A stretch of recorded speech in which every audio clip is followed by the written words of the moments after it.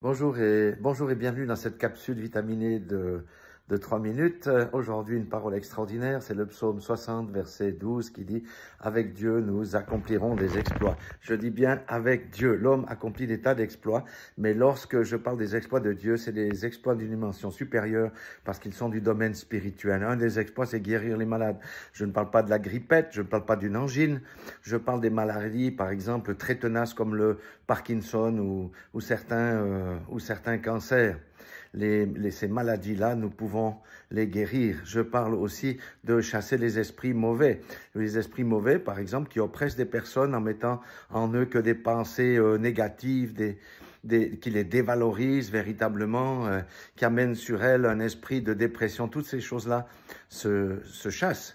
Je parlerai aussi, dans les exploits de Dieu, de délivrer les captifs. Est-ce que vous savez que beaucoup de gens vivent dans des prisons spirituelles aujourd'hui? Par exemple, tout ce qui est des addictions, de l'alcool, on connaît ça, ça détruit les vies, de la drogue aussi. Mais aussi aujourd'hui, quelque chose qui touche beaucoup les jeunes, même les femmes, c'est la pornographie. Donc ça, nous avons besoin de délivrance pour les sortir de ces prisons spirituelles, briser leurs chaînes et qu'ils puissent respirer la liberté. Et c'est quand les gens expérimentent ça, c'est juste quelque chose de glorieux. Alléluia. Il y a aussi les changements de circonstances.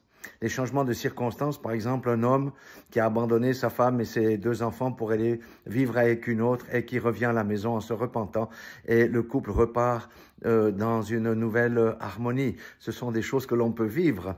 Alléluia. Dans les changements de circonstances, par exemple, c'est quelque chose aussi lorsque la tempête se lève dans la vie de quelqu'un, par exemple qui est au chômage, qui arrive bientôt à fin de droit, et le Seigneur lui ouvre une porte à cette personne-là, et elle trouve un travail auquel elle n'aurait jamais pensé, un travail extraordinaire qui lui convient bien, qui est proche de la maison. Ça, ce sont les changements de circonstances. Il y a aussi les miracles, la catégorie des miracles. Dans la catégorie des miracles, arrêter la pluie, par exemple, ordonner à un animal sauvage, donner un ordre quelconque à un animal sauvage, mais aussi ouvrir et fendre la matrice d'une femme on a condamnée à être stérile ou qu'on a dit qu'elle était stérile et ensuite elle accouche non pas un mais plusieurs enfants. Ou encore une femme qui accouche par voie basse alors que tous les médecins disaient que c'était impossible et qu'il fallait faire une césarienne. Tout ça, ce sont des exploits que l'on peut faire avec Dieu et c'est pour tous les enfants de Dieu, les véritables croyants qui ont l'Esprit de Dieu en eux, ce qui permet de libérer la puissance de Jésus, car c'est Jésus qui guérit, c'est Jésus qui délivre, c'est Jésus qui change les circonstances et c'est ainsi. Et mon vœu pour cette année 2025, c'est que tous les croyants sortent de leur zone de confort.